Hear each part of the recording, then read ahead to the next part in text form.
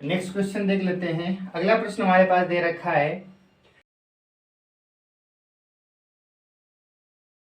14, 30 और यहाँ पर लिखा है 7x। तो आपसे पूछा गया x का मान बताइए।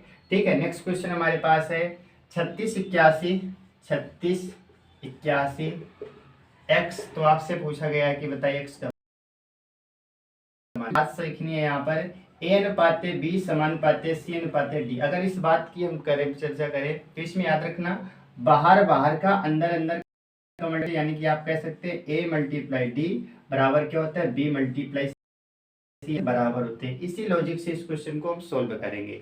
आपने कहा कि ADBC यानी इन दोनों का आपस में मल्टीप्लाई, तो आप कहेंगे 14 गुणा x हो जाएगा बराबर इन दोनों को मल्टीप्लाई आप कहेंगे 30 गुणा 7 आ जाएगा। ठीक है, ये 14 नीचे जाएगा, 7 से आप काटेंगे 7 दूनी 14, 2 से काटेंगे आप 15 बार कटेगा, तो आपका आंसर क्या आएगा? तो आपने कहा 15 आ जाएगा। सेम यहाँ पर आप करना है आपको, तो देखिए क्या करेंगे आप कहेंगे 36 गुणा 63 हो जाएगा, 36 गुणा 63 हो जाएगा बराबर में क्या है 81 गुणा x आएगा, यानी कि 81 तो नीचे आ जाएगा, आपने 81 नीचे लिखा। 9 से काटेंगे आप या 21 से काट दें, 9 से काटेंगे 9 9 81, 9 7 63। ठीक है, 3 से काटेंगे 3 3 का 9 12, आपका आंसर क्या आएगा? 12 से 84। 3 से काटेंगे 3 चौको 12, 4 से 28। आंसर क्या आएगा? आपने का आंसर 28 आ जाएगा। कितना आएगा आंसर? आपने का आंसर तो 28 आ जाएगा, यानी कि 28 आ जाएगा। इसके बाद हम बात करेंगे अगले सवाल की बात कर लेते हैं। नेक्स्ट सवाल आपका दे रखा है ABCD 4 लोग हैं, इन्हें 93,100 रुपए बांटना है। किस में बांटना है? ABC और D। ABCD में 93,000 को, और इनका रेशियो दे रखा है A/B। A/B कितना दे रखा है? 1/2 दे रखा है। B/C दे रखा है 4। और हम बात करेंगे CD का दे रखा है, CD का दे रखा है 5:6। हिस्सा क्या होगा? C का हिस्सा क्या होगा? यानी कि ABCD में 93,100 रुपए को बांटना, इनका रेशियो दे रखा है और C का हिस्सा पूछा गया, तो आपने कहा ये निकाल तो सकते हैं, बट आपके पास क्या होना चाहिए? ABCD का रेशियो। ठीक है, तो तरीका आपका क्या होता है? तरीका इस प्रकार से आप जानते हैं, मैंने आपको बहुत बार बताया है। देखेंगे AB का कितना दे रखा है, तो आप कहेंगे 1 2 दे रखा है, 1 2 लिख देना है। B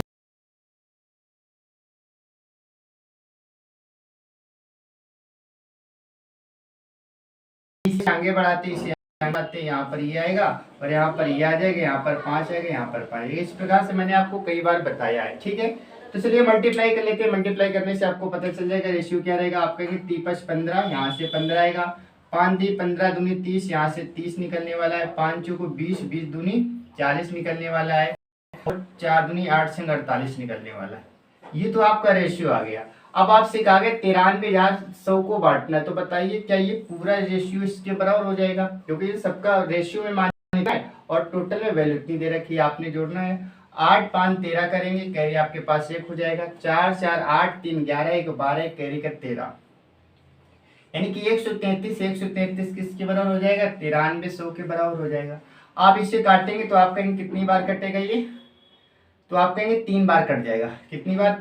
300 बार कटेगा। कितनी बार कटेगा? 300 बार कटेगा, है ना। 300 बार आपने काट दिए इसे, क्योंकि 3 का इसमें मल्टीप्लाई करेंगे, कितनी बार कटेगा? 9 बार कटेगा। 7 × 21, इसे आप काटेंगे 13। ठीक है, तो इसे आप काट लेते हैं, तो कितनी बार कटेगा? 33।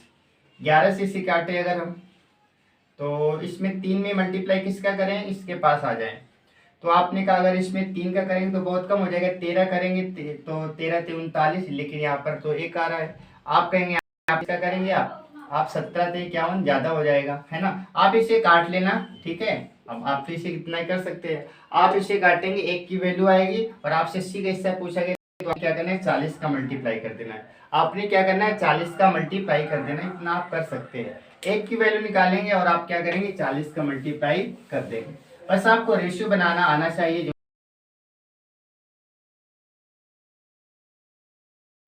इसके बाद हम बात करेंगे, अगला सवाल हमारे पास दे रखा है, उस सवाल की हम चर्चा कर लेते हैं। यदि हम अगले सवाल की बात करें तो अगला सवाल हमारे पास दे रखा है ए बी की वर्तमान आयु के बीच का अनुपात दे रखा है 2:3, यानी कि ए और बी, पूरा सवाल लिख देते हैं चलिए। ठीक है, ए व बी के वर्तमान आयु का अनुपात दे रखा है कितना, वर्तमान आयु का अनुपात दे रखा है 2:3 दे रखा है। कितना दे रखा है, 2:3 दे रखा है।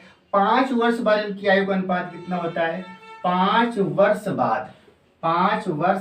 बाद उनकी आयु का अनुपात यानी कि 5 साल बाद उनकी आयु का अनुपात कितना हो जाता है, 3:4 हो जाता है। तो आपसे कहा गया कि बताइए वर्तमान में बी की आयु, तो बी की आयु बतानी कहाँ पर, प्रेजेंट में। वर्तमान में बी की आयु बतानी, बड़ा आसान क्वेश्चन। देखिए इसे आप दो तरीके से कर सकते हैं, एक्स मान के भी आप कर सकते हैं, बट आपको हम दूसरा तरीका बताने वाले हैं।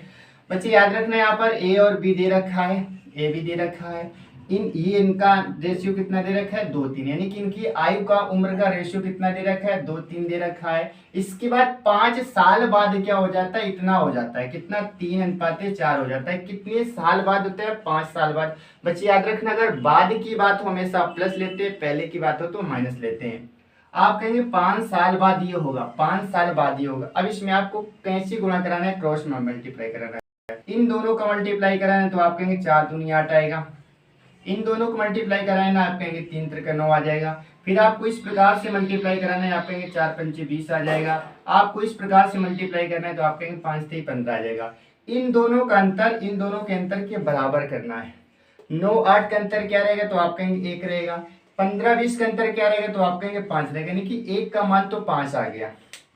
अब आपसे कहा गया बी की प्रेजेंट आयु बताइए, तो वर्तमान में बी की कितनी थी, आप कहेंगे 3 थी, तो 3 बराबर कितना हो जाएगा, 1 बराबर 5 के, तो बताइए 3 बराबर किसके, 15, तो आपका आंसर कितना आएगा, 15 आ जाएगा। अगर पूछा गया कि वर्तमान में ए का मान कितना है, तो आप कहेंगे 1 का मान तो 5, 2 का मान कितना, 10, यानी कि वर्तमान में जो ए है वो 10 साल का है और बी कितने साल का है, 15 साल का है। इस प्रकार से आप आसानी से फाइंड कर सकते हैं। ठीक है, एक्स मान के भी आप कर सकते हैं, लेकिन ये तरीका प्यारे बच्चे बहुत अच्छा है, आप इस तरीके से जरूर करें।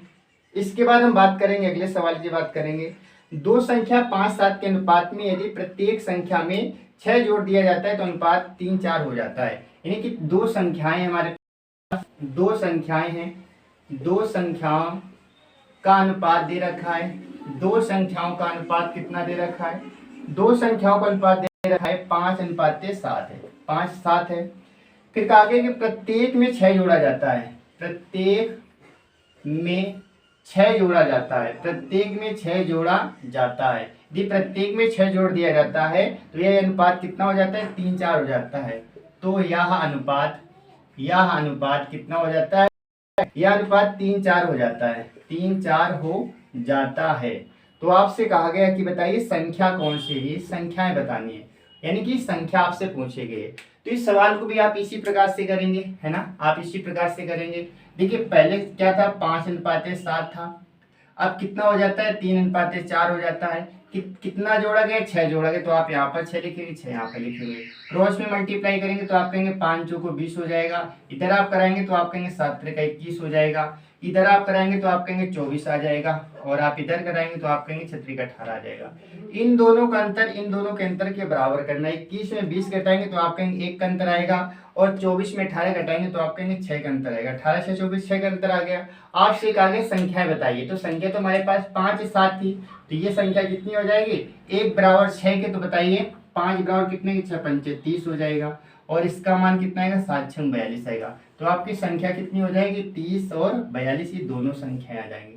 आप इसे एक्स मान के भी कर सकते हैं। एक्स मान के आप कैसे करेंगे, मान लीजिए कि 5x और 7x संख्याएं थी, प्रत्येक में 6 जोड़ेंगे तो आप इसमें 6 जोड़ेंगे, इसमें 6 जोड़ेंगे, किसके बराबर कर देंगे, 3/4 के करेंगे। इससे आप हल करेंगे तो भी आपका आंसर आ जाएगा। ठीक है, इसके बाद हम बात करेंगे अगले सवाल की। नेक्स्ट क्वेश्चन आपसे क्या पूछा गया है उसकी हम चर्चा कर लेते हैं। अगला सवाल आपसे पूछा गया है, अगला सवाल आपसे पूछा गया है कि एक व्यक्ति और उसके पुत्र की औसत आयु 55 वर्ष है। यानी कि एक व्यक्ति है, एक व्यक्ति और उसके बेटे की औसत आयु 55 वर्ष है। कितनी है? 55 वर्ष है। ठीक है। उनकी आयु का अनुपात 7:4 है। उनकी आयु का अनुपात उनकी आयु का अनुपात कितना है? 7:4 है। तो आपसे पूछा गया है उनकी आयु का अनुपात 6 वर्ष 7 है, तो 6 वर्ष बाद उनकी आयु का अनुपात क्या होगा? 6 वर्ष बाद उनकी आयु का अनुपात क्या होगा? उनकी आयु का अनुपात क्या होगा? ये आपसे क्वेश्चन पूछा गया है। यानी कि वर्तमान में उनका तो अनुपात दे रखा है 7:4, लेकिन आपसे कहा गया कि 6 वर्ष बाद इनका रेशियो क्या हो जाएगा। तो देखिए, सबसे पहले हम बात करेंगे, आपने एवरेज चैप्टर में पढ़ा होगा कि औसत क्या होता है। औसत निकालना, जैसे हमें निकालना है, दो लोग हैं, एक व्यक्ति है और उसका बेटा, यानी कि दो लोग हैं। इन दोनों का हम क्या निकालते हैं? दोनों का योग निकालते हैं। दोनों का योग निकालते तो आप जानते हैं योग में करते क्या है, जो औसत दे रखा होता है उस औसत में संख्या की मल्टीप्लाई कर देते हैं, तो आपका योग आ जाएगा। यानी कि अगर दोनों बात, इसमें पिता और बेटे की बात करें, उनका औसत, लेकिन अगर दोनों की हम योग की बात करें 110 हो जाएगा। ठीक है। फिर आपने कहा इनका अनुपात कितना दे रखा है? 7:4 दे रखा है। 7:4 दे रखा है बच्चे, आप जानते हैं जो अनुपात होता है वही तो इसके बराबर होता है। आपने कहा सही है। 7:4 11, यानी कि 11 किसके बराबर? 110 के बराबर। तो आप 1 से 11 से काटेंगे तो आप कहेंगे 1 का मान 10 आ जाएगा। 1 का मान क्या आएगा? 10 आएगा। जब 1 का मान 10 आ जाएगा तो बताइए पिताजी कितने साल के हो जाएंगे? 70 साल के हो जाएंगे। और बेटा कितने साल का हो जाएगा? 40 साल का हो जाएगा। लेकिन आपसे कहा गया 6 वर्ष बाद इनका रेशियो बताना है। आपको 6 इसमें जोड़ना है तो आप कहेंगे 76 हो जाएगा। 6 इसमें जोड़ना है तो आप कहेंगे 46 हो जाएगा। 2 से काटेंगे 8 × 3 = 46 और 23 दूना 8 × 3 = 76, 23 दूना 46। आपका आंसर क्या आएगा? 38 23 आ जाएगा। आपका आंसर क्या आएगा? आपने कहा 38 23, आपका क्या होगा? राइट आंसर हो जाएगा। ठीक है। तो ये कुछ क्वेश्चंस थे रेशियो से, और इसी प्रकार के सारे क्वेश्चन थे, तो मैंने कुछ क्वेश्चंस आपके लिए छाटे, यानी कि आपको ये पता चल जाए कि सीरियल में क्वेश्चन 2022 में कैसे पूछे गए थे और आने वाले एग्जाम में, यानी 2023 में, जैसा कि आप